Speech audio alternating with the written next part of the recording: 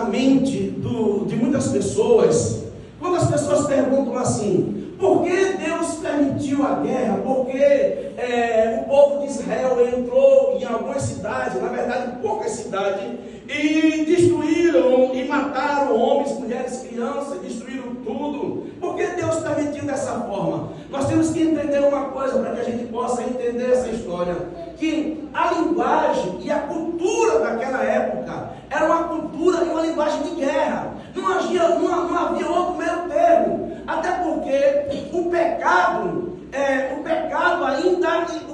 que gera morte ainda estava. Quando Deus falou assim para Adão e Eva, dizendo: olha, se vocês pecar, certamente morrerá. Então a morte era algo de cultura daquela época, e a linguagem das nações era essa, era uma linguagem de guerra, era uma linguagem de conquistar, porque ainda a terra estava sendo dividida aos povos, e Deus prometeu a terra dos cananeus para os judeus. E nós temos que entender uma coisa, lá em Gênesis capítulo 15, quando Deus chama Abraão, Deus diz para Abraão: olha, os cananeus, os povos dessa terra, os pecados deles ainda não chegou, ainda não transbordou sobre o cálice, mas chegará uma hora que na quarta geração do teu povo, o pecado deles transbordará, e o meu juízo cairá sobre os cananeus.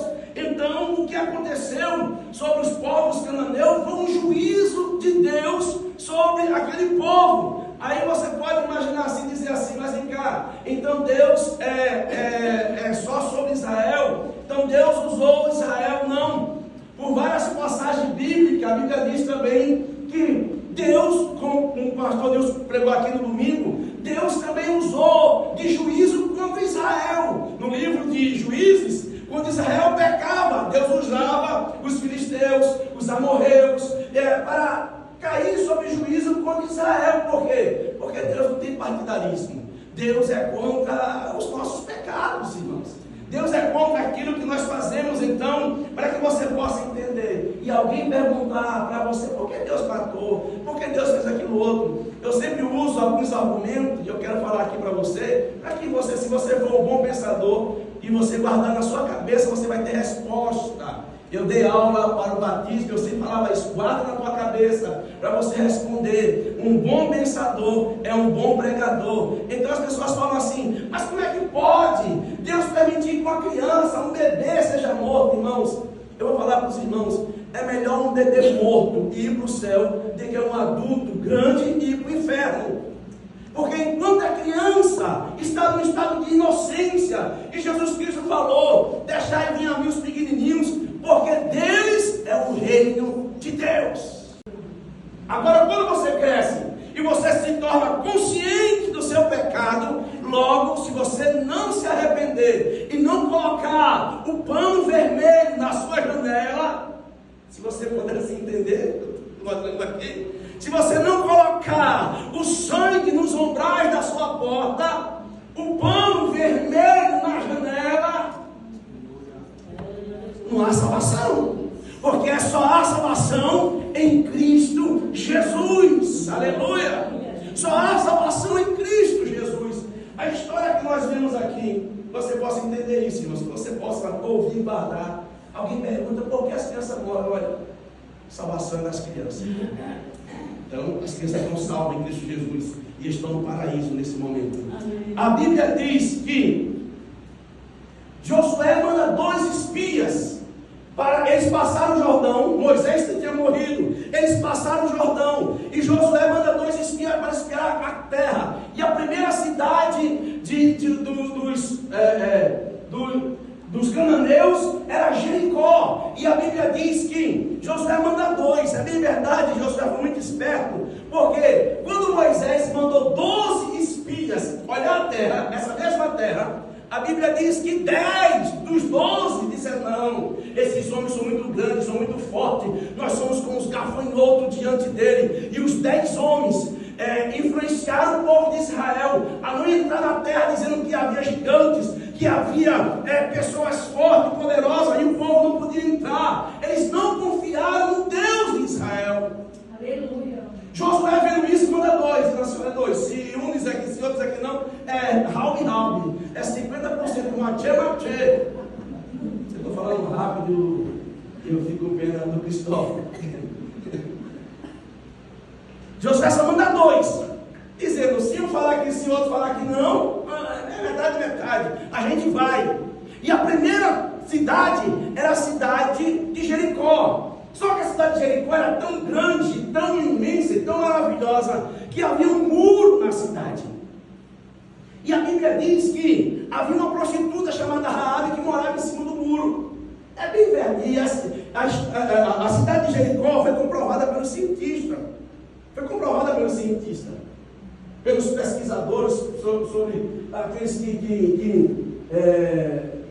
que encontraram a cidade de Jericó e viram que é verdade. Que a cidade de Jericó existiu. Aí eu fico imaginando os espias.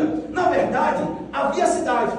E a cidade havia um comércio, uma cidade de Biene. Agora imagina que, às vezes, está aqui a cidade de Biene, a gente sabe que os suíços são branquinhos, são pessoas claras. Se chegar 2 brasileiros e tiver vestido como brasileiro, né, eles vão saber, é estrangeiro. Aí eu fico olhando os 2 espias na cidade, andando e olhando a cidade.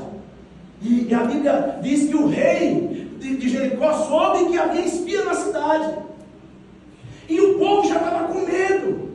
Isso é interessante porque quando eu preguei também, falei sobre o plano de Deus, na aula de batismo, eu falei do plano de Deus e na minha passagem, do que eu falei, é que quando Deus manda Moisés falar para o rei, Deus manda falar para Faraó. Faraó diz assim: eu não conheço o teu Deus. Não conheço o teu Deus, eu não sei quem é Deus, não conheço o teu Deus, e não vou deixar o povo partir.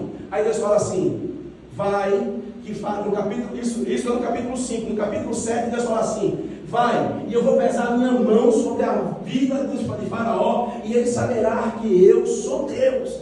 Aí a Bíblia diz lá na frente, uma passagem antes do livro de Números, melhor dizendo, no livro de Êxodo, que é a saída no capítulo 17, diz assim, que os amorreus estavam tremendo, dizendo assim: nós ouvimos que o Deus de Israel é Deus poderoso, é Deus que tirou com mão forte os hebreus lá no Egito.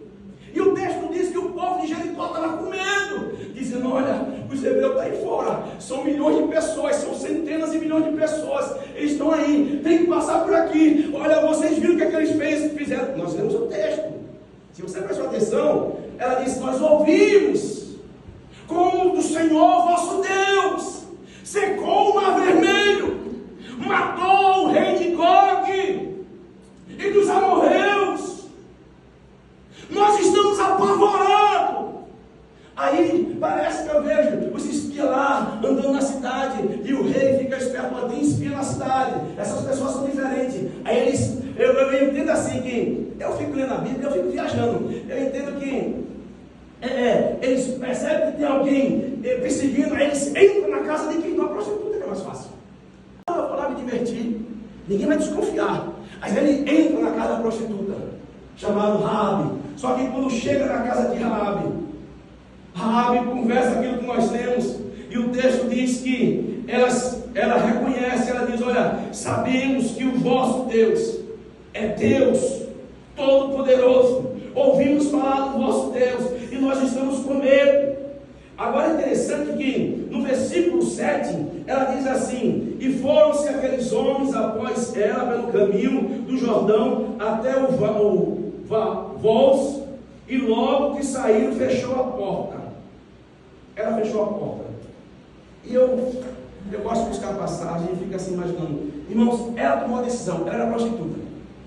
Quando os homens chegaram na casa dela, os 2 hebreus chegaram, ela reconheceu, ela teve a conversa. Aí ela pega eles e esconde eles no teto. Aí chegam os homens da cidade dela, do povo dela, e dizem assim: olha, nós vimos aqui que entrou 2 homens. Isso era verdade, na verdade ela mentiu. Mas não está aqui não, tal, foram embora, vai depressa, pode ser que vocês alcancem eles. E quando eles foram embora, ela fechou a porta. Sabe o que eu vejo aqui? É quarta de guerra. E na quarta de guerra a gente confronta. Tem coisas que nós temos que fechar. É uma decisão de fechar a porta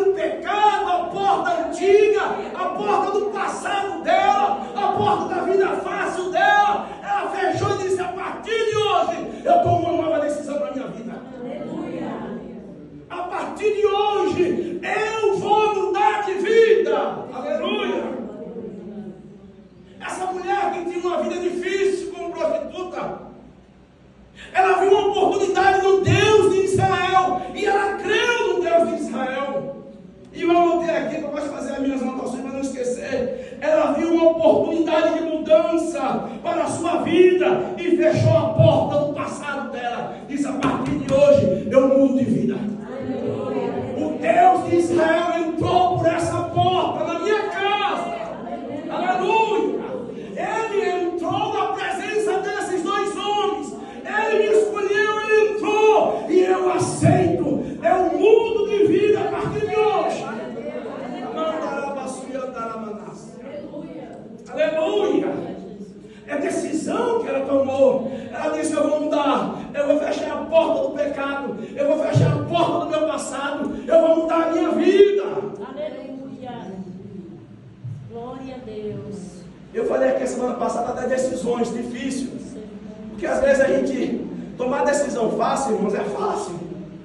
É uma redundância, mas é verdade. Agora, tomar decisão difícil é difícil. É redundante, mas é verdade. Quando eu falei aqui que eu queria meu documento, queria a oportunidade de ser jogador de futebol. Mas Deus tinha outro projeto, louvado seja Deus. Mas nós vamos correr aqui para o texto. Voltar aqui para o texto. O versículo 9. Sabe, irmãos, ela toma uma decisão. Eu escrevi assim, olha: os ímpios crendo mais do que os crentes. Olha o versículo 9 e o versículo 10 diz assim: eles disse, ela dizendo, ela disse: bem sei que o Senhor vosso Deus vos deu essa terra. O versículo 10 diz assim: temos ouvido como o Senhor secou as águas do mar vermelho diante de vós, quando saísse do Egito, e também que fizesse aos dois reis dos amorreus, Seom e Gog, que está além do Jordão, os quais destruísse. Eu escrevi assim, ó: ela teve visão espiritual, entendimento espiritual. Visão, irmãos, nós estamos na igreja, vendo Deus fazer milagre todo dia. Louvado seja o nome de Jesus. Deus operando, e às vezes nós não temos entendimento. Ela teve entendimento, dizendo assim: olha, verdadeiramente, o Deus de Israel é Deus. É Deus. Sabe, hoje em dia, com esse evangelho de meia boca, a gente vê cristão, mas isso antigamente era muito difícil, mas hoje em dia é muito fácil. A pessoa sai da igreja e volta a fazer macumba, sai da igreja e sai para outro lugar. Sabe por quê? Porque não tem experiência com Deus Todo-Poderoso. A experiência marca, a experiência deixa a marca. Quando você tem experiência com Deus, ninguém pode roubar a tua experiência. Agora, teoria as pessoas roubam. Teoria as pessoas roubam. Ela viu, ela creu. Eu falei aqui, eu conversando com a pessoa, eu falei assim: às vezes a gente crê certo, mas pensa errado. Eu creio em Deus, mas o pensamento pensa diferente. E os pensamentos levam às atitudes. Se o pensamento é errado, logo os pensamentos viram atitude e você termina fazendo coisa errada. Porque você crê certo, mas pensa errado, acha errado. Nós temos que crer certo e ter os pensamentos que vêm lá do alto, os pensamentos em Cristo Jesus. Aleluia!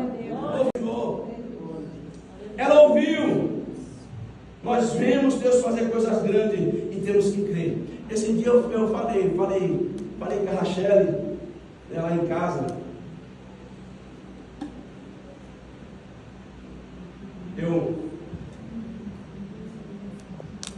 Essa noite eu tive uma experiência estranha. Você viu o que tá, né? Sim, não?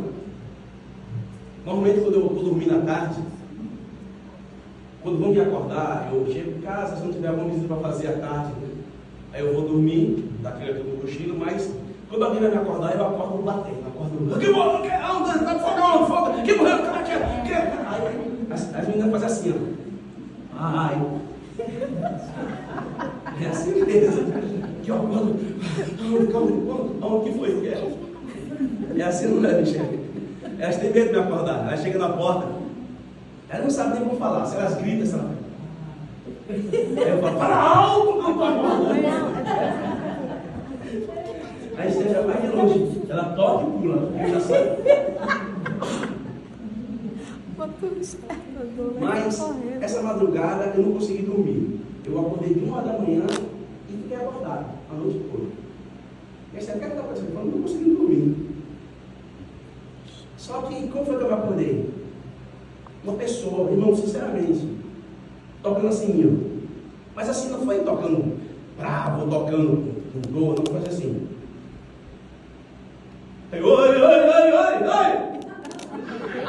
1h da manhã. Eu não sei se você tem ouvido, porque eu não tenho conversar, né? Porque quando eu cheguei, eu falei, eu vou tomar banho, eu vou dormir. Aí quando eu acordei, dei 2 broncas na rachera e vim para a igreja. Bom, aí não tem mais que conversar. Aí, oi! Aí acordei. Falei, não, que me tocou. Olhei para isso, mas você está dormindo. Tá bom, quer que eu ore? Eu falei, eu pensei que 93 horas, chegou mais cedo hoje. Só que eu não levantei para dormir. Rapidinho, para orar. Eu fiquei na cama, falei, 1h da manhã, normalmente, bom, eu tenho o costume de acordar 3h da manhã. Eu falei, 3 horas eu vou voltar a dormir. E eu dormi não, irmão. E quando eu levantei para orar, na verdade eu nem dormi depois que eu orei. Eu estava com essa passagem na cabeça, eu falei assim, eu vou ler. Quando eu não tive tempo, ontem eu não tive tempo de ler, né? Naquela passagem no meu coração, mas eu não li o texto. Aí eu falei assim, eu tinha falado ontem à noite, falei, eu vou acordar amanhã cedo, 5h da manhã, faça minha devocional, o texto. Falei, eu vou fazer agora. Falei, eu vou orar. Aí levantei, fiquei rodando na cama, não consegui dormir. Falei, vou orar, tá bom. Aí levantei e fui orar. Aí voltei para a cama. Aí, balançando para cá, ela reclamou que eu aceitei. Eu falei, estou conseguindo dormir. E rodando para um lado, rodando para o outro, e nada, né? Falei, já orei. Falei, quer mostrar alguma coisa, quer revelar alguma coisa? Fala, eis-me aqui, deixa eu dormir. Não dormi, irmão. Aí eu levantei e fui estudar a Bíblia. Aí levantei, fiz a mensagem, madrugada e tal. Esperei. Porque agora de 4h da manhã os pastores começam, né? Vai dormir, deixa eu dormir. 4h da manhã. Aí eu levantei e fui. Mas, irmãos, eu senti realmente. Agora, cara, quem está dormindo, não sei se dormindo ou acordado, eu senti uma pessoa me cutucando assim. Tipo, levanta. E eu levantei para orar. E eu fui orar. Para alguns casos, algumas situações. Mas glória a Deus, claro, uma experiência simples, mas foi algo que eu me lembrei aqui. E eu estava falando para a Rachele, como é que a gente, porque o crente sofre, meu Deus do céu, porque mais coisa para os crentes é mais difícil. Eu falei, os filhos de limpo aí fazendo, eu estava chateado com algumas coisas, né, de escola. Aí eu falei, vocês têm que ser melhor que os filhos dos ímpios, vocês são crentes, pelo amor de Deus. Vocês têm que amor a Deus, vocês buscam a Deus, vocês vão ficar lá embaixo, e os filhos dos ímpios aí tendo as melhores coisas. Não aceita isso. Não pode aceitar isso. Foi esse o espírito que eu dei depois que eu acordei. Estava por aqui, né? Eu trabalhava assim, hoje à tarde. Não pode aceitar isso, você não pode aceitar. Aí falei para a Michelle, já falei para todo mundo já. Da minha sogra para todo mundo. Não pode aceitar isso, a gente é crente. Irmãos, olha, eu falei para ela assim, olha, se vocês fizerem um pouquinho a mais, acabou, sabe por quê? Porque essa geração é uma geração de Nutella, não aguenta nada. Não aguenta nada. Eu falei para ela, eu não quero contar, porque é meu tempo, porque eu sei que é uma nova geração. Eu falei, mas pega essa porcaria de celular e procura as coisas que você tem que procurar, não fica só TikTok, sei lá o quê. Não, faz alguma coisa, como é que eu falo? Alguma coisa produtiva, pelo amor de Deus. Se essas crianças, adolescentes, se vocês fizerem um pouquinho a mais do que vocês fazem, vocês estão na frente desse pessoal, sabe por quê? Porque eles não fazem. Porque é uma geração de... Irmão, com 9 anos de idade eu vim picolé na praia. Eu lembro até hoje que eu caí do ônibus. Ele ia passando da parada, eu vi que ele ia passando, eu pulei do ônibus, lá em Piedade. Caí o picolé no chão, levantei todo o picolé, coloquei dele, fiquei o picolé para dentro. Olha o picolé! Olha! Sem mijar, com a mão na goiaba, Pipa, eu vendi, corri, porque o cara está cheio de areia. Imagina. É criança, irmão. Criança faz essas coisas. Eu não estou aqui para contar essas coisas, vamos lá no texto. Aí o texto diz que ela creu. Agora é interessante que, quando ela faz aliança com os hebreus, agora imagina, e eu vi uma coisa aqui hoje também nisso. Imagina quando ela faz aliança, ela fez aliança, olha, ela falou assim, olha, eu sei que Deus é com vocês, agora é o seguinte, Deus vai nessa cidade. Quando vocês destruírem essa cidade, eu quero que vocês poupem a minha vida, a vida do meu pai, ela não é casada, a vida da minha mãe, a vida das minhas irmãs, dos meus irmãos, vocês poupam. Falou, tá, beleza. Você faz o seguinte, esse é o juramento, essa é a aliança, você põe um lenço vermelho na janela. O que o lenço vermelho representa? O sangue de Jesus, salvação em Jesus Cristo. Ele falou, se o lenço estiver lá, nós vamos falar lá no arraial de Israel, que a casa que tiver com lenço vermelho, essa é a casa que não pode ser destruída, que ninguém pode ser morto, que ninguém pode ser morto. Agora, se o lenço não tiver, eu não tenho aliança com você, eu estou livre. Agora, imagina quando eles chegam, olha, eles fizeram, esse é o nosso pacto, essa é a profecia, essa é a promessa, essa é a bênção. Amém. Aleluia. Irmão, estou tão maravilhado com Deus. Tão maravilhado com Deus. Aí, eles chegam para Josué e dizem, Josué, olha, foi assim que aconteceu, encontramos lá uma prostituta, e essa prostituta nos acolheu, fizemos um pacto com ela. E o pacto é que a casa dela vai ser destruída, que a família dela. Aí Josué diz assim, o pastor Deus falou aqui, a teofania, a manifestação de Jesus. Olha, o anjo do Senhor, o príncipe do exército do Senhor apareceu, eu me prostrei diante dele, eu adorei ele. E ele disse, olha, eu vou pregar outro dia sobre a queda de Jericó, agora só a história de Raabe. Mas ele disse que os muros de Jericó serão destruídos. Quer dizer, a profecia lá atrás era que a casa dela ia ser destruída, mas ela lá em cima do muro. Aí quando chega lá do outro lado, Josué diz assim, olha, Deus falou que os muros vão ser destruídos. Cadê a profecia que não se cumpre? A gente profetizou, Deus falou, não falou, cadê a profecia que não se cumpre? Eu glorifico a Deus porque domingo, quem viu o bebezinho lá no braço? Bebezinho domingo aqui, estava o bebezinho lá. Conta aquela história terrível, né? A mãe um dia vai contar o testemunho dela, mas a Lidiane teve um relacionamento com o português e ficou grávida. E quando ela teve um relacionamento, esses homens são assim. E quando a gente tem relacionamento, irmão, tem que pagar o preço lá na frente. Relacionamento sem responsabilidade, sem nada. Ela ficou grávida. Quando ela ficou grávida, a gente tira. Não vou tirar. Não vai tirar? Então, tchau e benção. Aí, quando é que as pessoas vêm depois? Quem é que tem que, cara, tem que consolar o Espírito Santo, mas quem tem que ouvir? E o pastor tem que ser o... Aí a pessoa, pastor...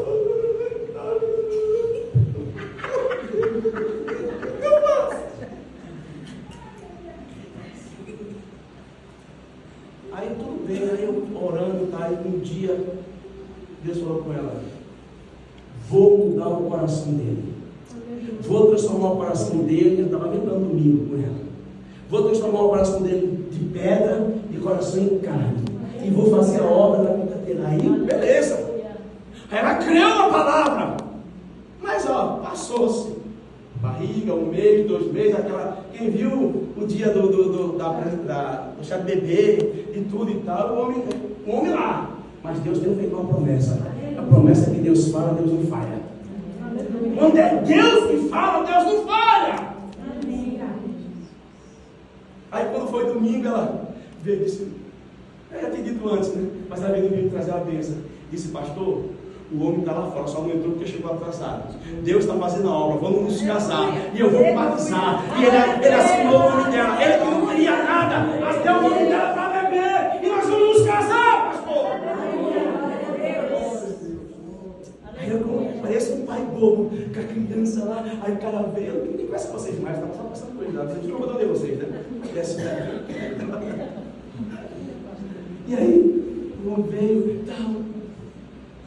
Outro dia eu profetizei para a pessoa aqui, e disse: olha, a sua bênção está chegando. E olha que a pessoa está esperando, ó.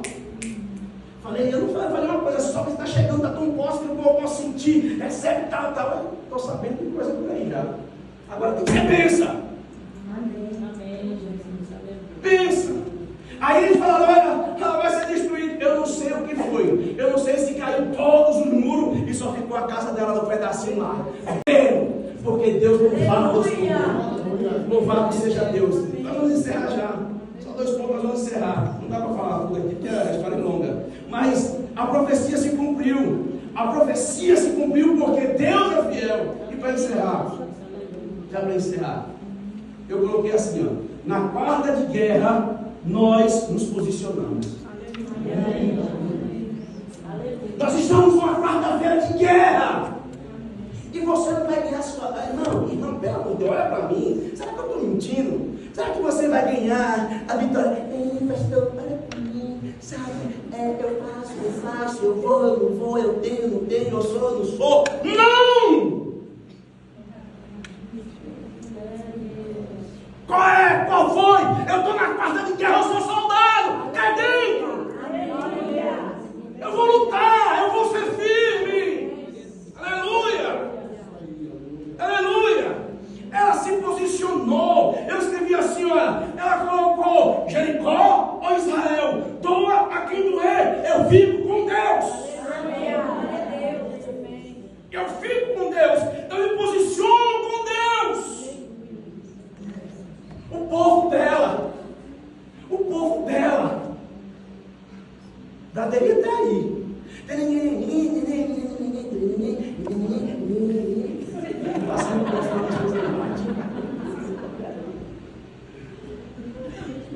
Ou Deus, ou mundo, ou Jericó, ou Israel. Eu não vou ficar em cima do muro. Eu estou em cima do muro por um tempo, mas eu fiz um pacto com Deus e eu vou sair desse muro.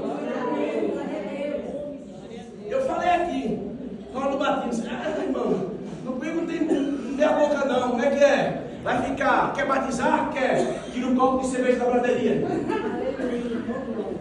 Ei! Tiriga.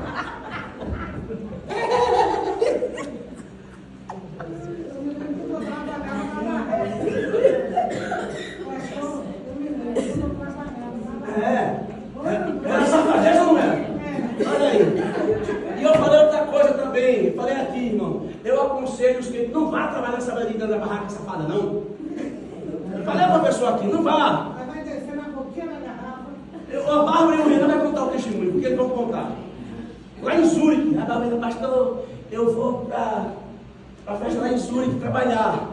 Eu falei: não, gente, não pode honrar. Pastor, não precisa de Deus, vamos casar, eu tenho que preparar, pastor, não sei o que e tal. E eu: não vai. Eu falei: tá, é bom, foi. A gente ficou no joelho, foi? De noite a gente: Senhor, visita eles lá. Não deu ordem a Deus, não. Senhor, visita eles lá. Que eles se sintam angustiados. Que eles se sintam assim, profundamente tocados, angustiados. A Bárbara contando: pastor, eu senti um vazio em mim, um nojo, um medo, um pânico. E Renan disse a mesma coisa: olha, pastor, eu não estava aguentando mais. No meu, eu falei assim: vamos embora. Eu falei: não, você vamos embora, estou aguentando, vamos embora.